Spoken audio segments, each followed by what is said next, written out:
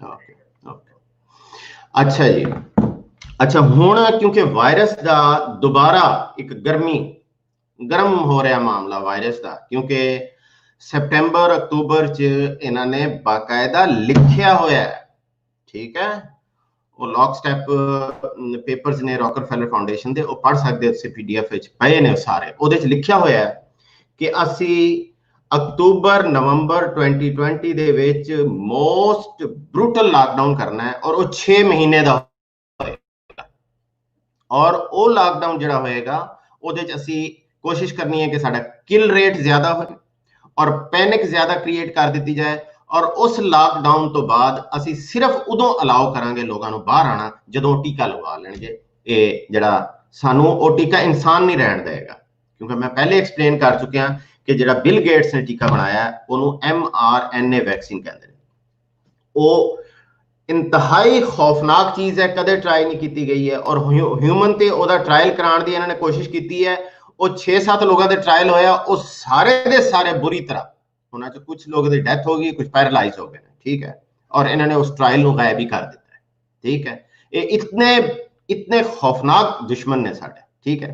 ये हुण mRNA vaccine लियाणगे, October तो चाहते हैं लॉकडाउन करिए और उस लॉकडाउन को असीं मार्च तक लैके जाइए और लोगों को उन्हां दी रजिस्ट करने की कैपेसिटी ਨੂੰ ਤੋੜ ਦਈਏ, ਜਿਵੇਂ ਆਪਾਂ ਇੰਗਲਿਸ਼ ਵਿੱਚ ਕਹਿੰਦੇ ਕਿ ਉਹਨਾਂ ਦੇ ਵਿਲ ਨੂੰ ਹੀ ਤੋੜ ਦਈਏ।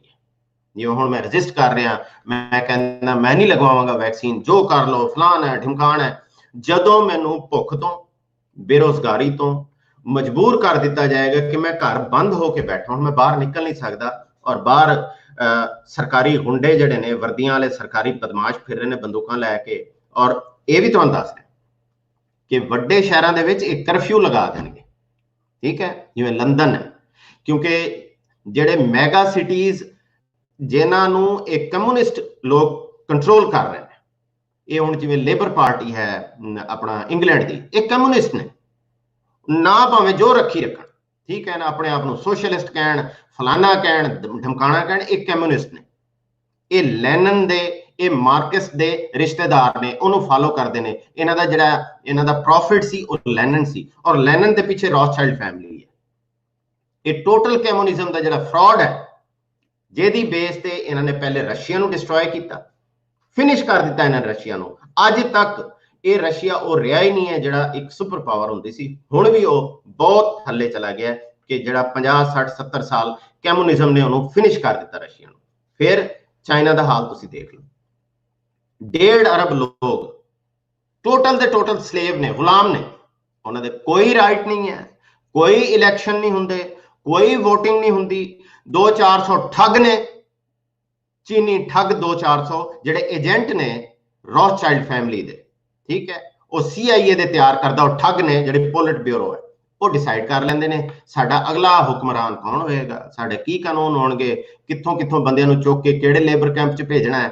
ये जिन्नियां वड्डियां कंपनियां ने, एप्पल है या सैमसंग है या इहो जे एमेजॉन, खास तौर पे एप्पल जिहड़ी है, इन्हां ने स्लेव फैक्ट्रियां लगाई हुई ने चाइना दे विच, जिथे वूगर मुस्लिम जिहड़े ने उन्हां नूं फड़ के लिआया जांदा है और उन्हां कोलों फोर्स्ड लेबर कराई जाती है, और जिहड़ा उन्हां चों रजिस्ट करे उन्हां दे सीने फाड़ के जिंदा उन्हां दे ऑर्गन हार्वेस्ट कर दिते जाते हैं, ठीक है। ये है कम्युनिज्म।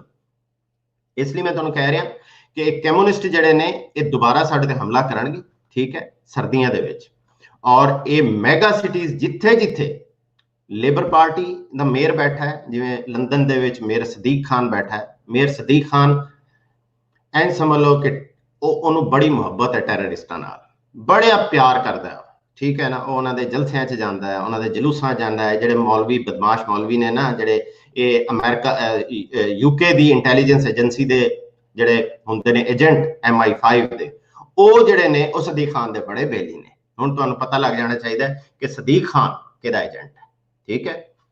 इसलिए चाहे लंदन होया, क्योंकि लंदन एक कम्युनिस्ट मेयर बैठा है, न्यूयॉर्क एक कम्युनिस्ट मेयर बैठा है, वाशिंगटन एक कम्युनिस्ट मेयर बैठा है, ये जितनी मैगा सिटीज ने, तुसी उत्थे खुद अंदाजा करना है कि क्या साडा मेयर जिहड़ा है ये रिपब्लिकन है या कंजरवेटिव पार्टी का है या ये लिबरल या सोशलिस्ट या कम्युनिस्ट है। अगर वो कम्युनिस्ट है तो मैं तुहानूं ये कहांगा अगर तुहाडे लिए पॉसीबल है तो मेहरबानी करनी है, तुहानूं मेरियां गल्लां याद आउणगीਆਂ। अगर छड्ड सकदे हो वड्डी सिटीज़ जिथे कम्यूनिस्ट मेयर बैठा है तो तुसीं छड्ड जाना, ठीक है। वरना इन्हां दे इरादे बड़े खतरनाक ने।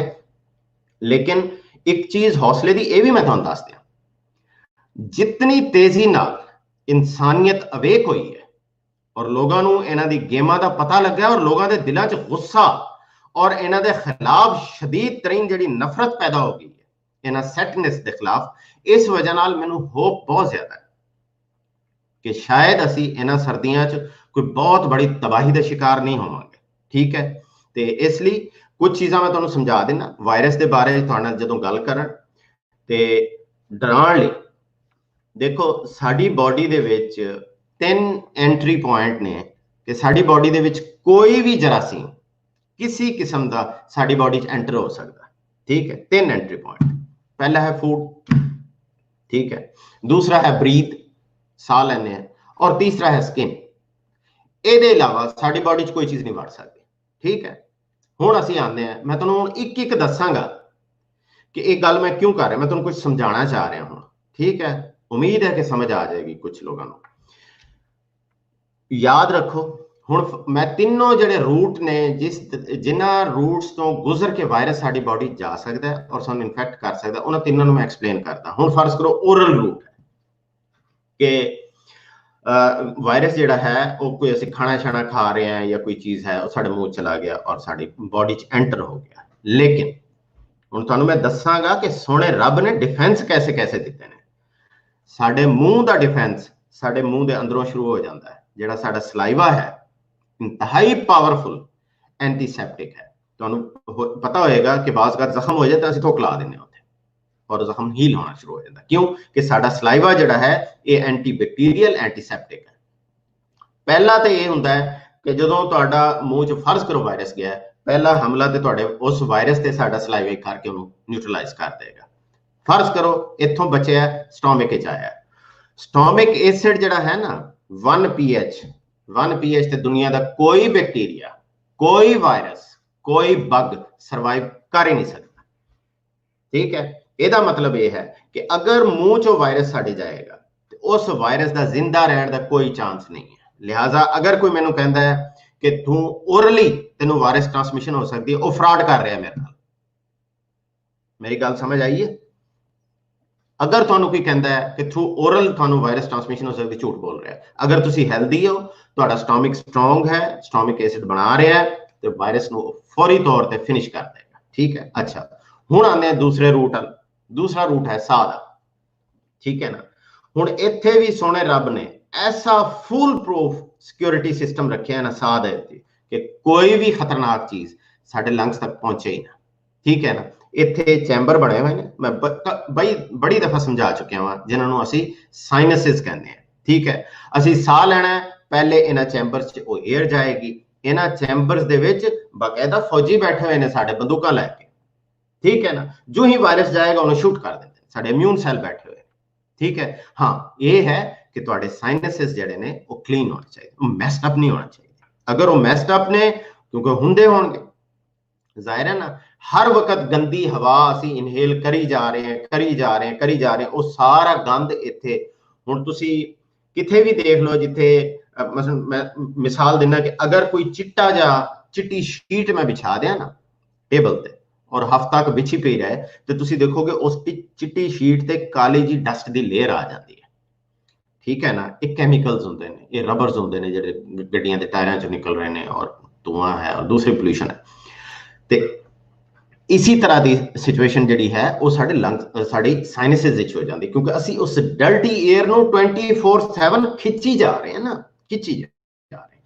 वो फिर इत्थे जिहड़े साडे फिल्ट्रेशन सिस्टम है उहनूं पकड़ लैंदा है और कोशिश करता है कि उहदे कोलों जान छुड़ा ली जाए। लेकिन ये साइनसिस दा मजबूत होना, इन्हां दा एफिशिएंट होना, इन्हां दा प्रॉपर फंक्शन करना मस्ट है, ठीक है। अच्छा और तीसरा एंट्री पॉइंट है स्किन, ठीक है। स्किन तो वायरस गुजर ही नहीं सकता, ठीक है ना, पॉसिबल है ही नहीं है। हुण मैं तुहानूं ये गल्लां क्यों कीतियां ने, मैं तुहानूं ये समझाउण लई गल्लां कीतियां ने कि अगर तुहानूं वायरस लगेगा सुई दे नाल लगेगा, ठीक है। अगर वायरस लगेगा तो चैकिंग के नाम से जिहड़ा वो स्टिक पाणगे और स्क्रैपिंग करनगे साडे नक चों पा के और साइनसस तक ले जाके वायरस लगेगा, उस वक्त ट्रांसमिट होएगा तुहानूं वायरस। ठीक है, ये जिहड़ियां टेस्टिंग स्ट्रिप्स ने ये इन्फेक्टेड ने, ये सारे नूं पता लग गया।